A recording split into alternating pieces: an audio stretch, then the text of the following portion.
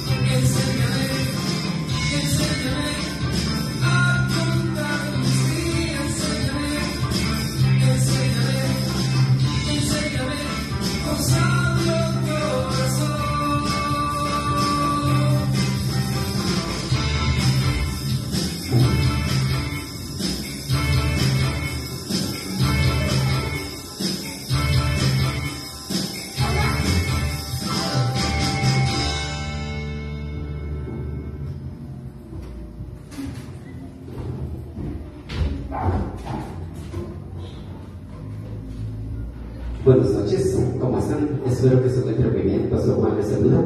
Nosotros de aquí vamos a orar para empezar este estudio de la palabra de Dios. Oremos ya.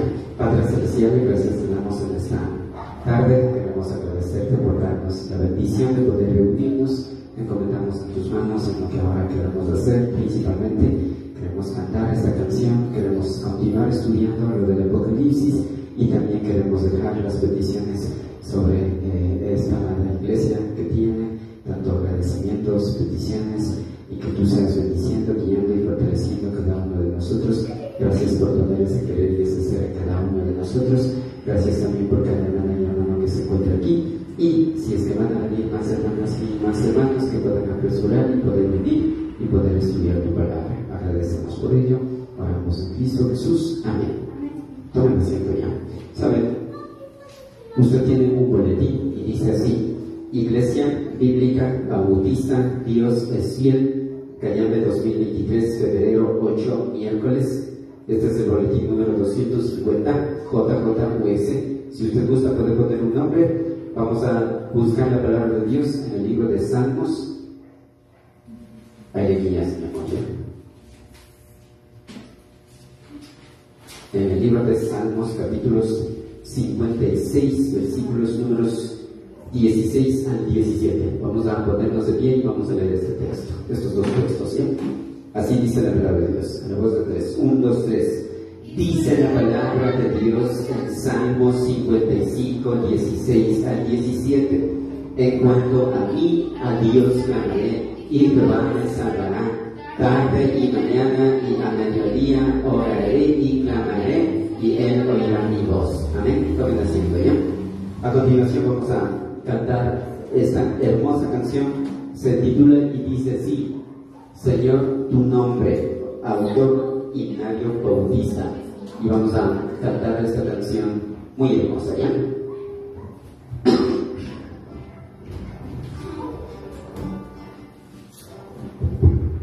Buenas tardes, hermanos, hermanas, visitantes también, y a los niños también, buenas tardes. Por favor, no nos dejen para cantar esta canción.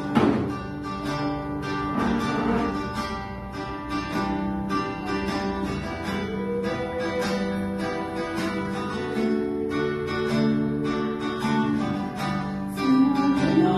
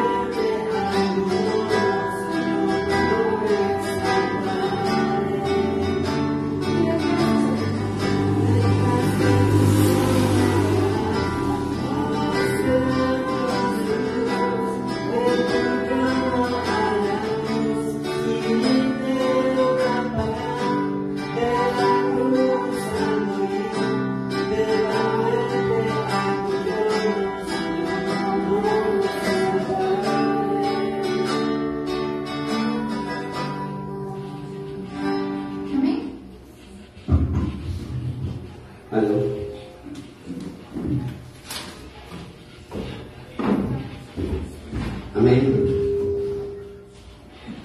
Amén. Muy bien, entonces vamos a abrir nuestros boletines. En la parte intermedia vamos a observar en su lado izquierdo tiene lo que es el devocional, el bosquejo, y en la parte derecha tiene las peticiones personales y las peticiones generales. ¿Sí? Dicho esto, hermana y hermano, vamos a observar y vamos a leer cada uno de nosotros. ¿Algo?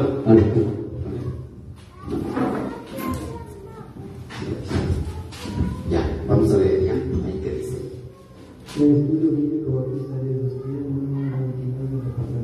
Amén. Vamos a tener este importante evento de leer la palabra de Dios. Busquemos por favor a continuación con Apocalipsis capítulos 1, versículos números 19 y ya indicando Apocalipsis capítulos 1, versículos números 19.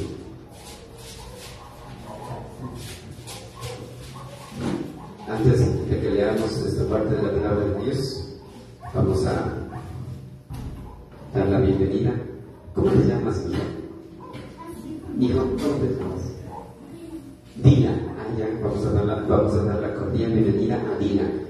¿Qué tal si decimos bienvenidos, Dylan, a nuestra amada Iglesia Bíblica Bautista Dios así? 1, 2, 3. Bienvenido, Dylan, a nuestra amada Iglesia Bíblica Bautista Dios es fiel. Gracias, mijo, por estar aquí. Gracias, mijo, en verdad. Vamos a leer, vamos a estudiar la palabra de Dios. Y ahí le guías, mi amor, ¿ya? Entonces, vamos a leer, por favor, Apocalipsis 1, 19. Ahí sentaditos y con voz fuertes. 1, 2 y 3. Dice la palabra de Dios en Apocalipsis 1, 19. Escribe las cosas que has visto y las que son y las que han de ser después de estas. Por lo tanto, a continuación vamos a observar y usted tiene como que dice ahí yo, la niña.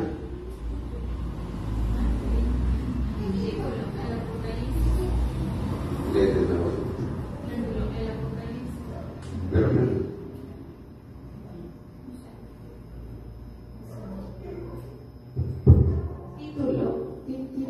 El Apocalipsis. Muy bien, vamos a observar y vamos a contestar esta pregunta muy importante. A continuación, ustedes tienen, ¿qué dice ahí? ¿Quién conoce las obras, tribulación y pobreza de la iglesia de Esmirna? Amén. No le parece. ¿Saben? Estamos estudiando por la continuación de Josué y vamos a culminar esta parte. ¿Y qué dice ahí? A ver, lee ya.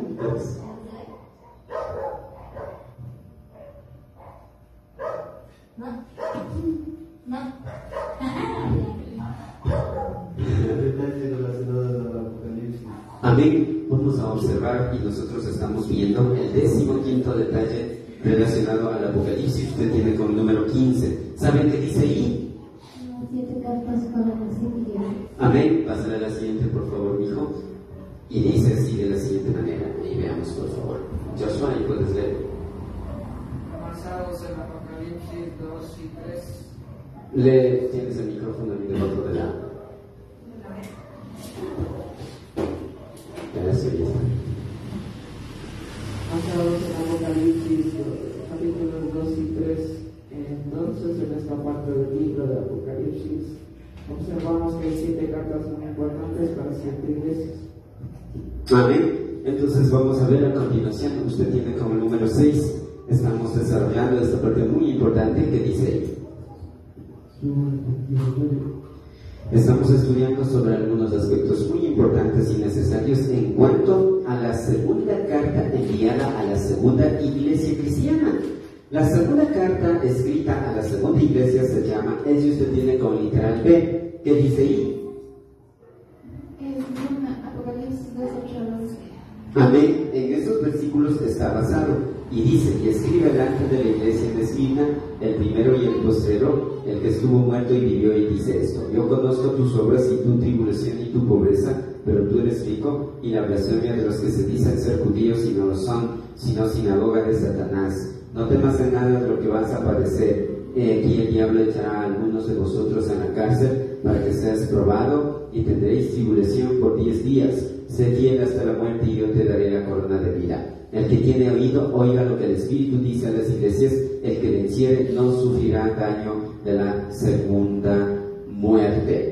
Por lo tanto, vamos a observar a continuación y vamos a leer un versículo muy importante en el que nosotros estamos estudiando. Apocalipsis 2:9. Leamos a la voz de 3. 1, 2, 3. Dice la palabra de Dios en Apocalipsis 2:9. Yo conozco tus obras y tu tribulación y tu pobreza, pero tú eres rico. Y la blasfemia de los que dicen ser judíos y no lo son, sino sinagoga de Satanás. A continuación vamos a observar, por favor, qué dice y a quién le toca leer. El versículo 9 de Apocalipsis capítulo 2, Reina Valera 1960, tiene 6 conocimientos muy importantes. Amén. Habíamos estudiado, recuerden, 3 conocimientos muy importantes de Jesús, tanto, y usted tiene a continuación en pantalla con número 1 Romanos, el primer conocimiento muy importante de Jesús, que dice ahí. Jesús conoce las obras de la iglesia de Dios. Amén. Nosotros habíamos observado eso en Apocalipsis 2:9, la primera parte del versículo. Ahora, el segundo conocimiento muy importante de Jesús era, y usted tiene como segundo punto, ¿qué dice ahí? Jesús conoce las misiones de la iglesia de Dios. Amén. Basados en Apocalipsis 2:9, la segunda parte del versículo. Ahora, la tercera o el tercer conocimiento muy importante de Jesús era, y usted tiene como número 3. ¿Qué dice Joshua? Jesús conoce la pobreza de la iglesia de Esmirna. Amén. Recuerden que es mejor. Apocalipsis 2:9, la segunda parte del versículo. La tercera parte. ¿Saben? Es mejor ser pobre en la parte espiritual y ser rico en la parte espiritual. Es mejor ser pobre en la parte física y ser, como dije, ser rico en la parte espiritual. Es mejor eso en realidad, porque a veces la riqueza nos ahoga, nos ciega en realidad. Ahora, hasta aquí habíamos estudiado y vamos a continuar y vamos a observar el cuarto conocimiento muy importante de Jesús. Usted viene con el cuarto punto muy especial. ¿Qué dice ahí? Jesús conoce la blasfemia de los judíos contra la iglesia de Dios. Apocalipsis 2:9. Amén. Entonces, en esta parte vamos a observar con la continuación. Joshua dice la palabra de Dios en Apocalipsis 2:9. Ahí tiene arriba con el literal A, perdón, literal P. Esa es la cuarta parte, ¿ya?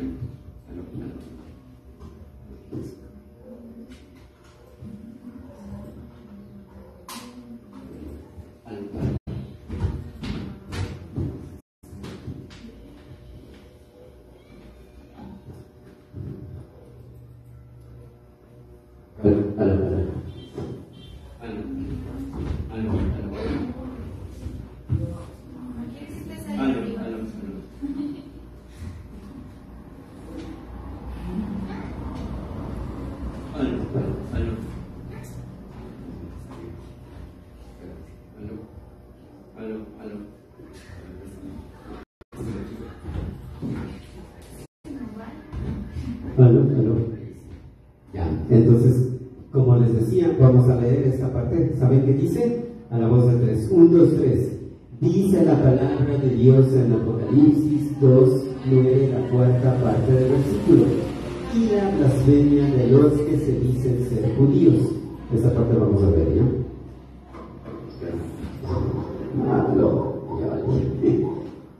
¿Qué caso es? Entonces, verán, vamos a observar esta partecita donde dice, y la blasfemia de los que dicen ser judíos.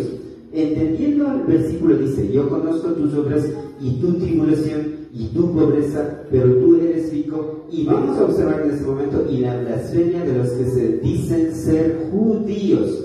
Usted tiene a continuación como el primer guión. ¿Saben qué dice ahí? ¿A quién le toca leer? Primero, cuando la palabra de Dios nos dice, y la blasfemia de los que se dicen ser judíos, se refiere a los judíos proselitos o a los judíos que niegan creer en las verdades de las escrituras de que Cristo es el Mesías prometido. Amén. Verán, cuando habla, ¿qué entienden ustedes por la palabra prosélitos? Porque dice, se refiere a los judíos prosélitos o a los judíos que niegan creer en la prueba de la escritura. Hay dos palabritas, uno prosélitos y otro escrituras. ¿A qué se refiere eso? Cuando observamos y vemos esa parte. Proselito, según yo, significa que proceden de algún lugar. Ya. O sea que ellos sí son judíos procedientes pues, de Jerusalén, de Israel. Amén, ya, muy bien. ¿Y la palabra escritura? ¿Qué dicen ustedes? Recuerden que está con E mayúscula, escritura. Amén, exactamente. La escritura específicamente se refiere a la palabra de Dios, y la palabra de Dios en ese momento era el Torá. Recuerden que en el Antiguo Testamento y los judíos, y en este tiempo, recuerden que en el primer siglo del cristianismo no tenían todavía la palabra de Dios completa. Entonces era muy importante observar los 5 primeros libros del Antiguo Testamento. A eso se le consideraba la escritura. Entonces, cuando habla de los prosélitos, en primer lugar la palabra, recuerden que Esmirna, ¿dónde estaba ubicado? ¿Quién se acuerda? Exactamente. ¿Qué pasó? ¿Ustedes saben qué pasó en Turquía y Siria en este momento?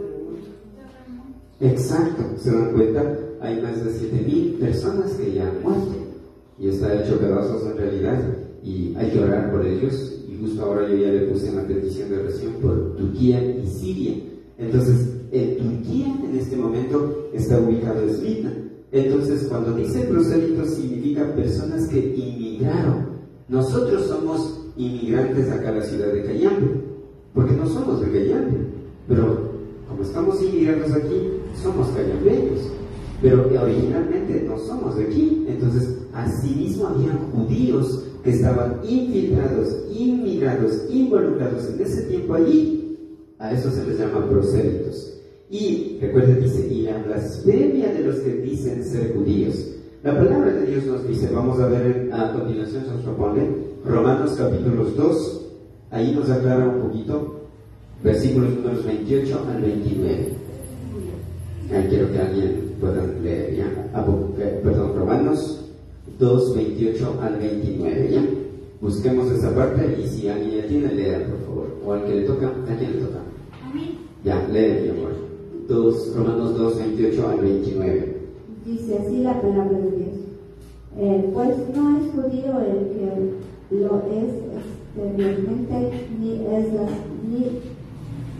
la circuncisión la que se hace exteriormente en la carne, sino que es judío el que lo es en lo interior, y la circuncisión es la del corazón, en espíritu, no es letra, la alabanza del No en letra. No en la letra, perdón. No en letra. No en letra. La alabanza del cual no viene de los hombres, sino de Dios. Exacto. A este versículo se refiere cuando dice la palabra de Dios, y la blasfemia de los que dicen ser judíos. Primero dice, pues no es judío lo que es exteriormente, o sea, lo que se viste, las costumbres, no. Ni es la circuncisión la que se hace exteriormente. ¿Sí saben qué es la circuncisión? Sí. Entonces, la circuncisión, eso identificaba que es parte de la etnia judía, sino que es judío lo que es lo interior, y la circuncisión es la del corazón, en espíritu, no en letra. Vamos a observar ahora el segundo guión. ¿A quién le toca leer? Bueno, aquí voy a leer yo. Dice ahí, recuerden, hermanas y hermanos, y vamos a observar la palabra. Segundo, la blasfemia. Recuerden que viene del Strong's 988, la escritura, y es casi parecida.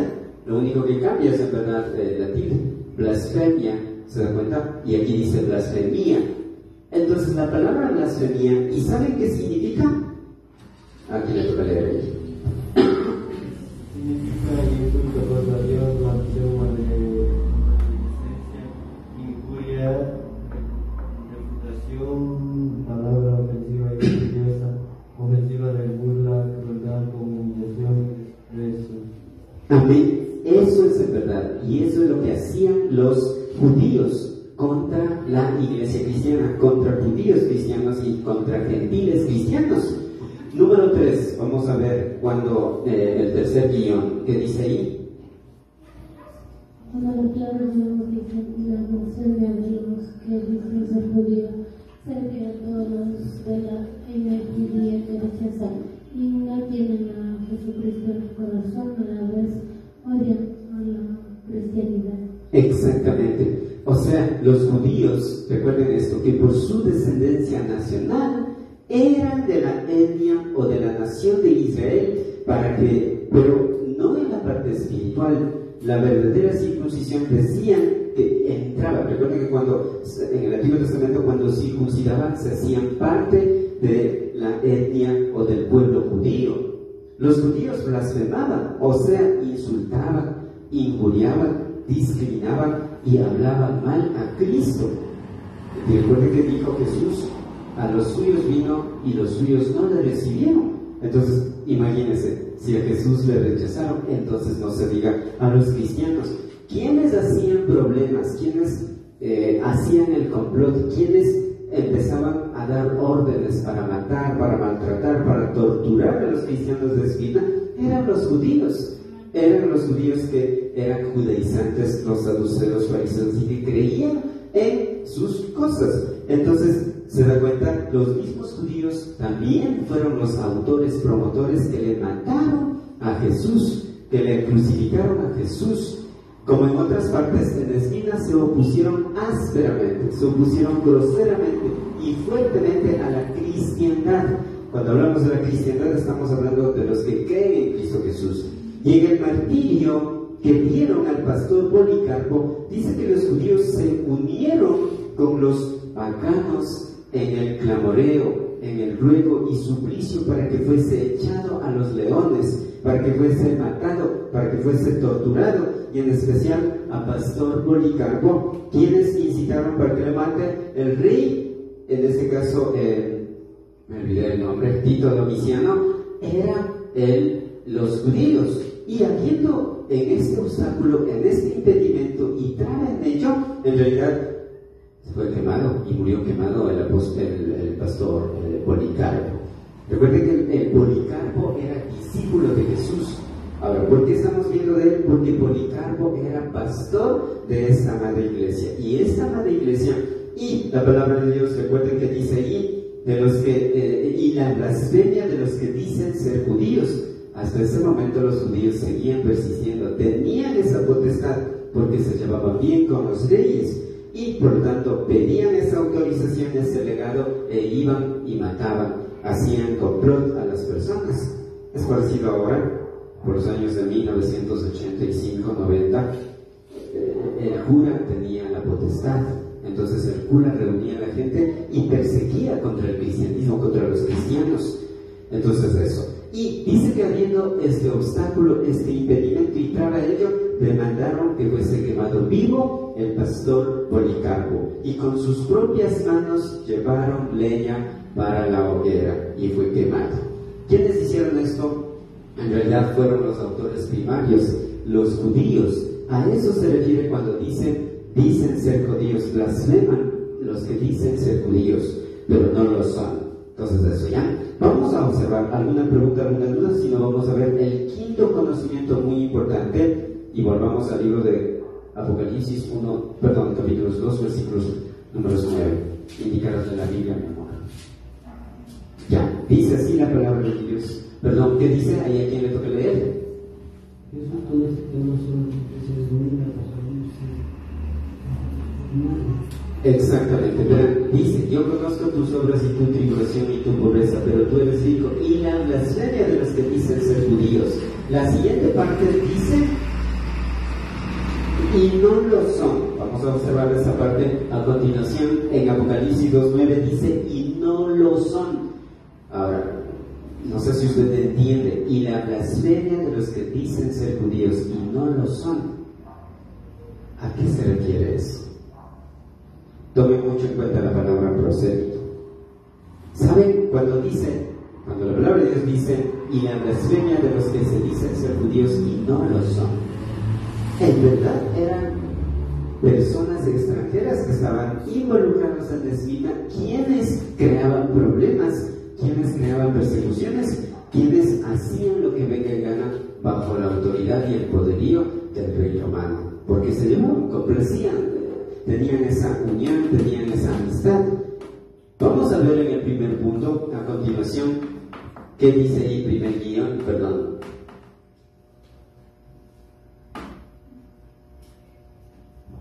Primero,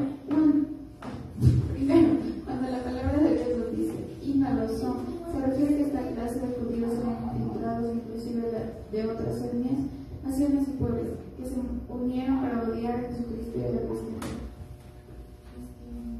Amén.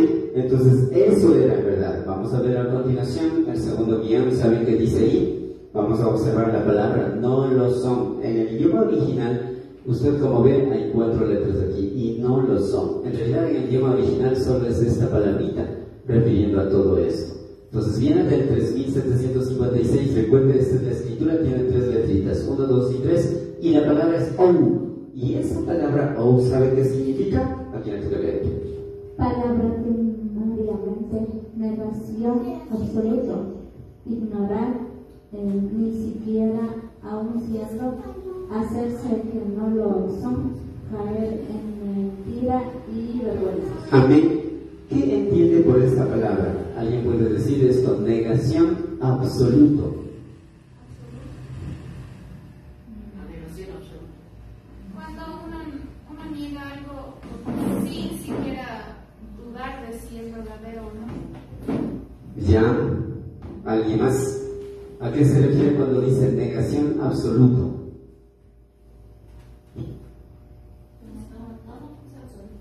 Negar algo completamente. ¿Ya?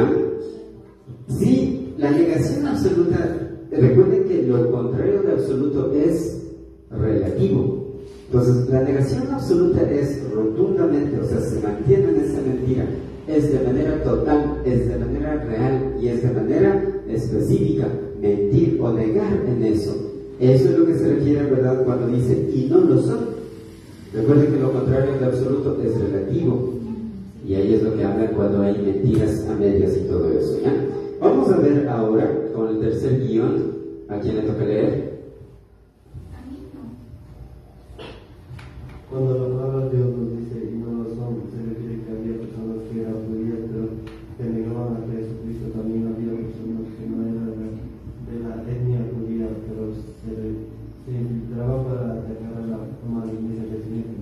Eran personas crueles, eran personas vengativas y odiaban en gran manera a nuestro Señor Jesucristo y a la cristiandad, por lo que usaban el poder y llegaban a las autoridades y a través del aliado con los gobiernos romanos, bajo la autoridad y la guía del gobierno del rey romano, realizaban complot, organizaban con las demás personas, infiltraban y atacaban la cristiandad, perseguían y torturaban.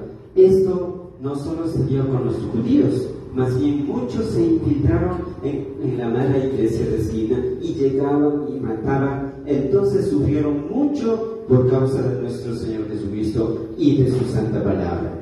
Entonces a eso se refiere cuando dice y la blasfemia de los que se dicen ser judíos y no lo son. Vamos a observar ahora, si no tienen preguntas o inquietudes, el sexto conocimiento muy importante de Jesús es que usted tiene con número 6, con el punto número 6. ¿Qué dice ahí?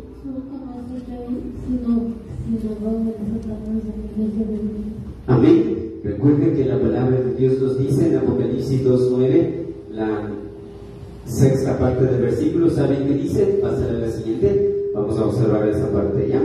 Es una parte muy importante y dice así: sino sinagoga de Satanás.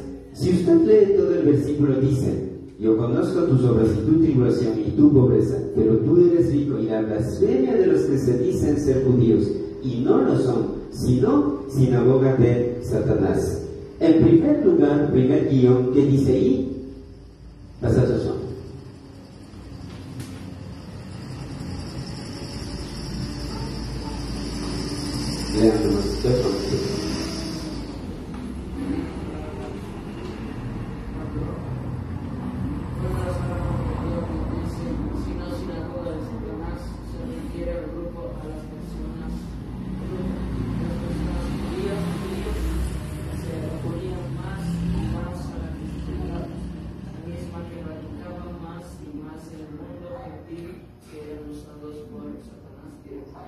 Amén. Entonces, bueno, como Joshua leyó ya, voy a repetir. Dice, se refiere al grupo, a las personas judías que se oponían más y más a la cristiandad, la misma que radicaba más y más en el mundo gentil, que eran usados por Satanás directamente. Entonces, eso ya. ¿No ven el micrófono?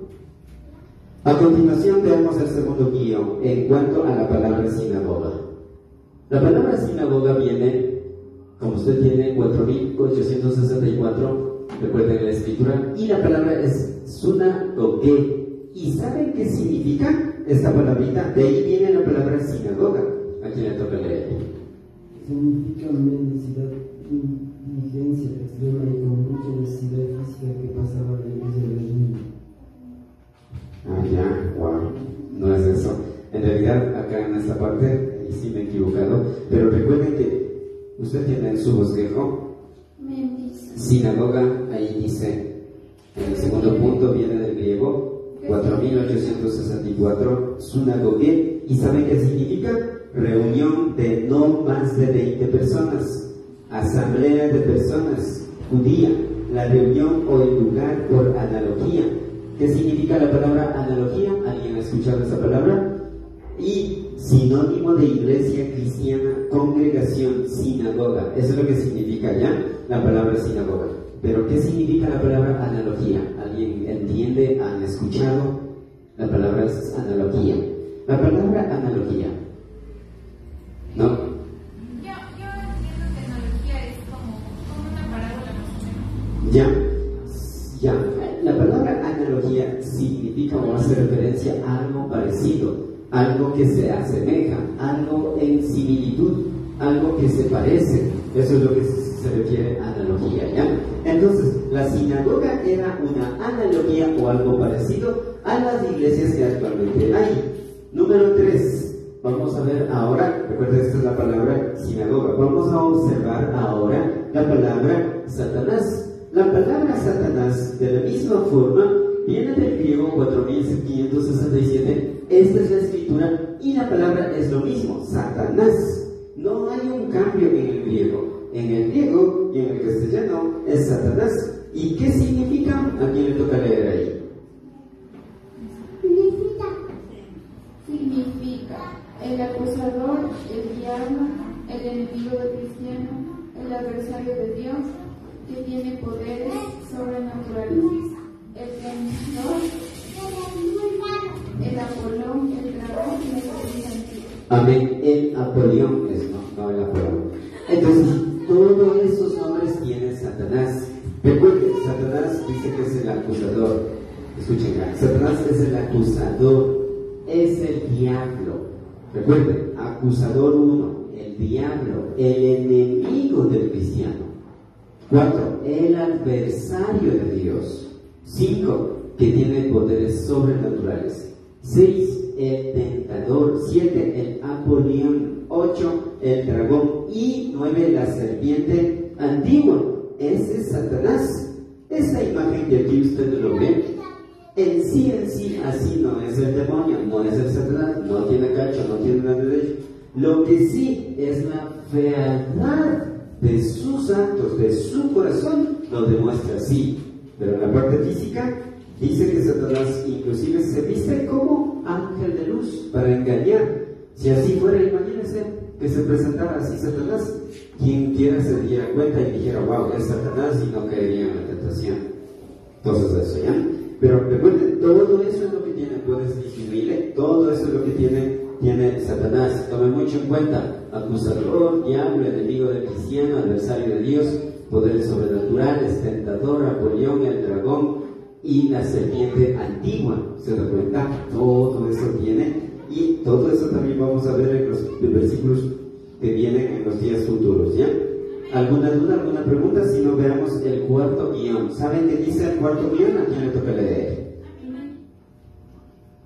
Dice, cuando la palabra de Dios nos dice, sino sinagoga de Satanás, se refiere que aparentemente eran judíos, pero que tenían odio y oposición a la cristiandad. O sea, todos aquellos que perseguían a los creyentes. Amén. Se da cuenta, vamos a observar ahora. La pregunta aquí es, ¿desde cuándo apareció y se usó sinagogas? ¿Quién sabe?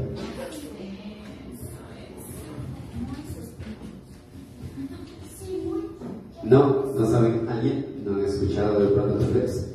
Vamos a ver a continuación. Ponle Josué, a quien le toca leer. Ahí está haciendo algo muy importante.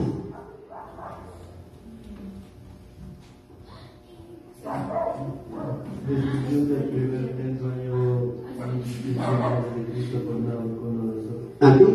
Era el año 587 a.C., cuando el rey Nabucodonosor, 588 a.C., empezó a sitiar. Como usted ve, recuerde que todos estos son los soldados, este es el rey Nabucodonosor, acá está la ciudad. Empezó a sitiar por un año al pueblo de Jerusalén y todo el ejército babilónico. Llevaron a cabo la destrucción del primer templo de Jerusalén, construido, según las fuentes bíblicas, por el rey Salomón hace unos 10 siglos antes de Cristo. Entonces, a raíz de esto y producto de esta destrucción, escuchen esto, los judíos, escuchen esto, quedaron sin templo. Entonces, ¿qué hicieron para seguir reuniendo, para seguir adorando, alabando y agradeciendo a Dios? Recuerden, hermanas y hermanos, que en el templo es lo que adoraban, agradecían y alababan a Dios. Por lo tanto, para seguir reuniendo, porque había impedimento del rey que puedan tener un templo y además estaban en la tierra extranjera, entonces los judíos hicieron es reunir no más de 20 personas. O sea, una sinagoga está constituida no más de 20 personas. Se reunían una o dos familias para adorar, para agradecer, para alabar a Papito Dios. A la vez, ¿para qué más? Para que enseñen, aprendan el Torah o las Escrituras, enseñen a sus hijos. ¿Para qué más? Para que enseñen la parte académica. Y el que guiaba estas reuniones era bien el padre de familia, que más tarde, escuchen esto, dentro de este grupo eligieron y se les denominó rabinos. Por eso también a Jesús dijo que era el rabino. Y rabino significa o se refiere maestro o docente o profesor. Entonces, rabino ya fueron personas que sabían muy bien las Escrituras, en especial el Torah. Sabían muy bien la parte académica y sabían la parte filosófica y la parte teológica. Entonces, a raíz, escuchen esto, de estas pequeñas reuniones se les llamó sinagogas. También el objetivo primario era por no contaminarse, escuchen, por no contaminarse con los pueblos gentiles, politeístas e inicuos. ¿Entendieron entonces ahora qué es la sinagoga y cuándo más o menos aparece? ¿Qué ibas a decir, Joanita? El micrófono, con el micrófono.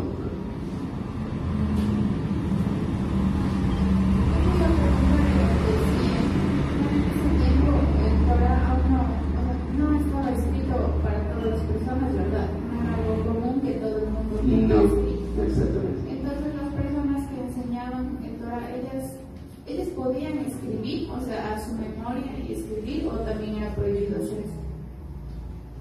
A ver, ¿cuál es eso? Por ejemplo, digamos que ahorita la Biblia solo es para ti, ¿ya? Como nosotros tenemos. Pero digamos que como tú nos hablas, nos memorizamos un capítulo entero, por ejemplo. Entonces, es lo mismo, ellos memorizaban, ¿no? Entonces, era prohibido que uno escriba. Por ejemplo, si yo me acuerdo su capítulo y me escribo mejor para tener y pasar a otro, ¿había consenso o era prohibido? Era prohibido escribir todo el Torah, pero coger porciones de la palabra de Dios o versículos, y por eso dice que pongamos dinteles de la puerta que pueda atar en el cuello la palabra de Dios. Entonces eso no era prohibido, ¿verdad? O sea, coger versículos y poner no era prohibido, pero sí era prohibido coger y empezar a tener, por ejemplo, ya tenían el Torah y tener otra persona y empezar a copiar. Por eso se les denominaban los escribas. Ellos eran personas especializados para ello. Entonces, por esa razón, en realidad. Ahora, justo en la pregunta que tú hiciste, tomando en cuenta en eso, el catolicismo prohibió la palabra de Dios. Ya en el siglo XX, ya hubo esa libertad. Desde el año de 1950 hubo esa libertad de que puedan usar la palabra de Dios el pueblo. Entonces, más o menos refiriendo a eso, pero antiguamente era porque era un poco complejo entenderlas. Era la palabra de Dios, tenía mucho cuidado. Entonces, por esa razón. Pero sí, como dicen Deuteronomio 6, 4 y 5, 7, 8 también, que cojan, que pongan los dinteles de la puerta, en los marcos de la puerta, que aten al cuello, dice la palabra de Dios, que enseñen eso a sus hijos. Entonces sí podían, en verdad, pero no todo el Torah.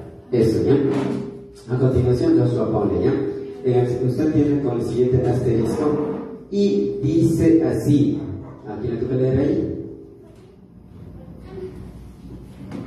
De la aparición a la sinagoga en los años 580 a.C. Sí, se cree que la sinagoga surgió durante el exilio babilónico, cuando el templo de Jerusalén estaba en destrucción, en ruinas. La tradición atribuye esta fundación de las sinagogas con el profeta Ezequiel. ¿Quién se acuerda del profeta Ezequiel? Entonces, de eso ya. Vamos a observar el siguiente asterisco que dice ahí. Sí, yo soy. ¿Él es el profeta Ezequiel? Sí, posiblemente. Bueno, a la foto yo le puse, pero es una representación en realidad. Pásame la siguiente.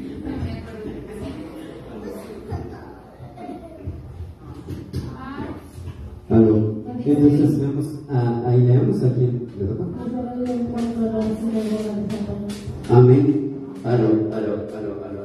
No entiendo qué pasa con este micrófono, pero era el grupo de gente, escuchen esto, guiada por convertidos súper celosos en la forma ancestral de la vida judía, y que hasta hace poco no eran miembros del pueblo judío, eran los que estaban detrás de la persecución de los creyentes de la sinagoga de esta mala iglesia.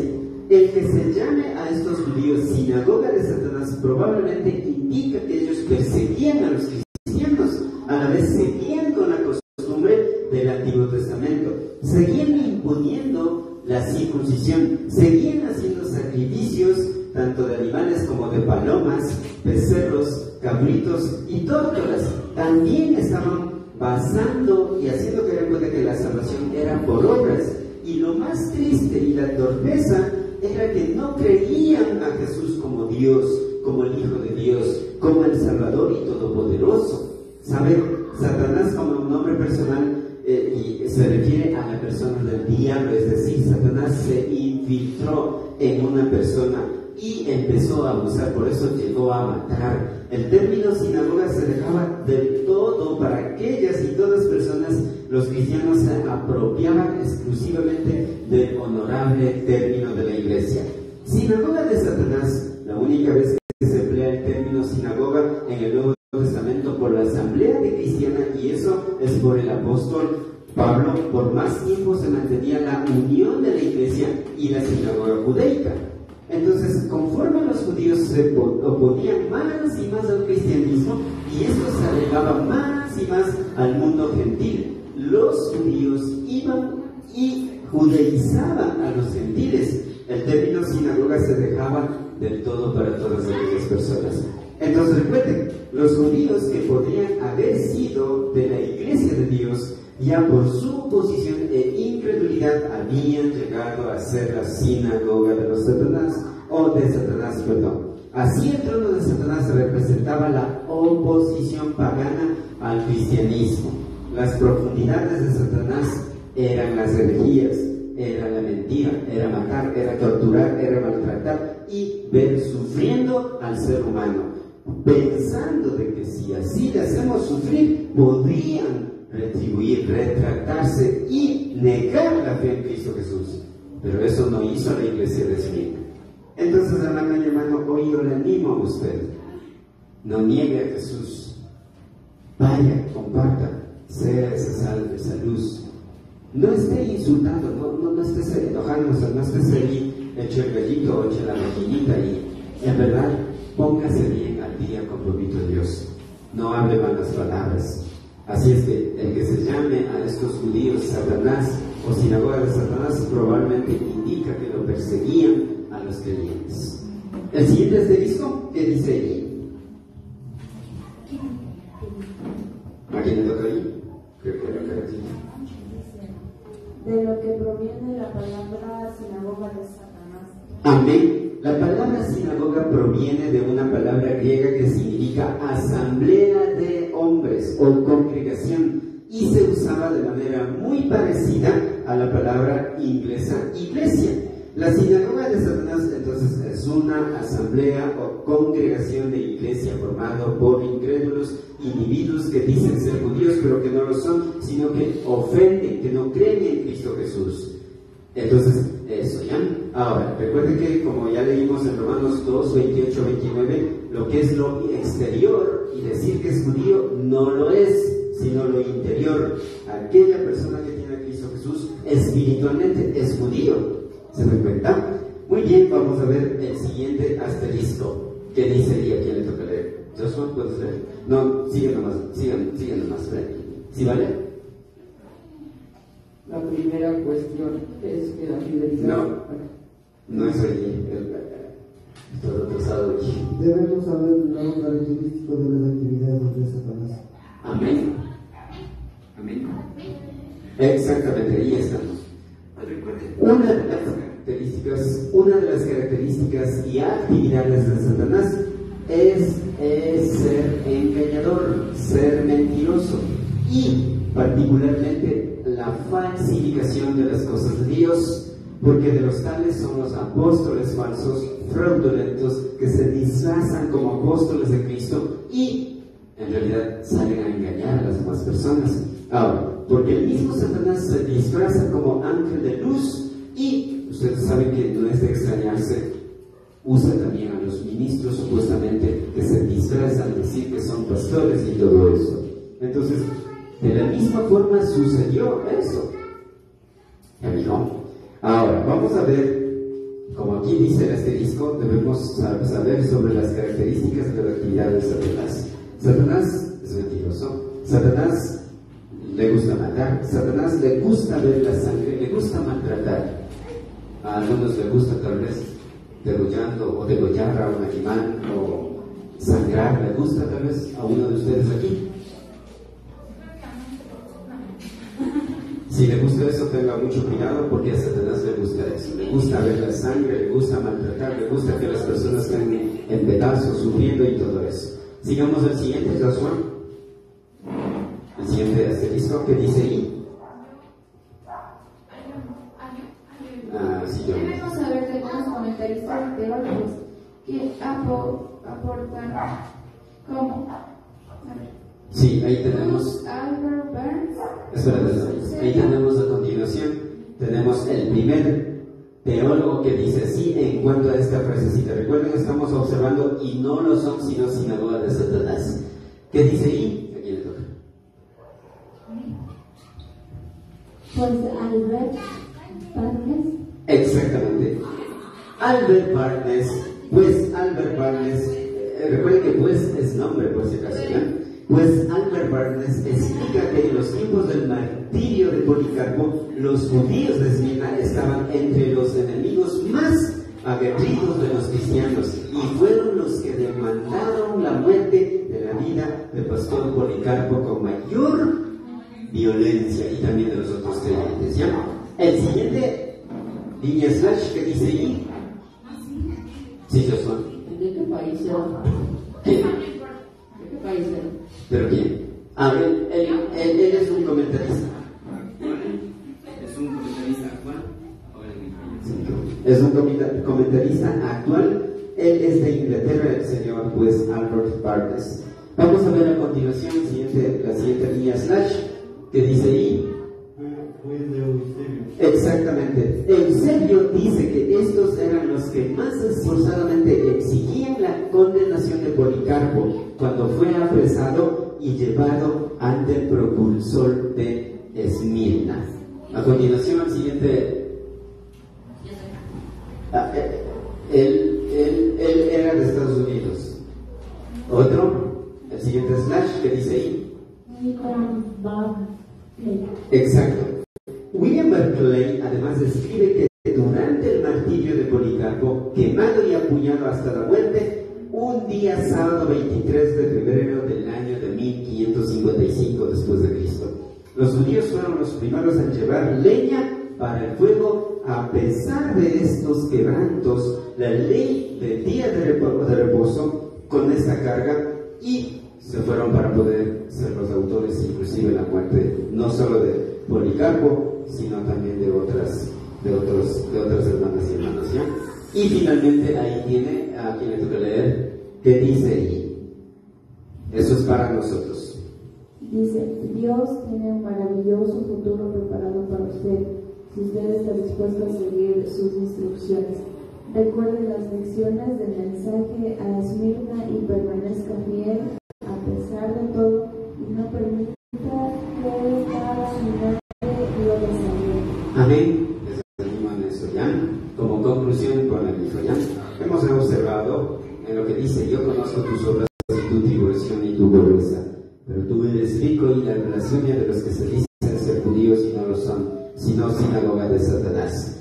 El versículo 9 del capítulo 2. En el siguiente estudio vamos a observar el versículo 10 del capítulo número 2. Amén. Si no hay dudas o inquietudes, pongámonos de pie y vamos a orar, por favor, ¿ya? Para poder agradecer y pedir a Papito Dios las oraciones que tenemos. Oremos, ¿ya? Entonces, Gaelito, vamos a orar.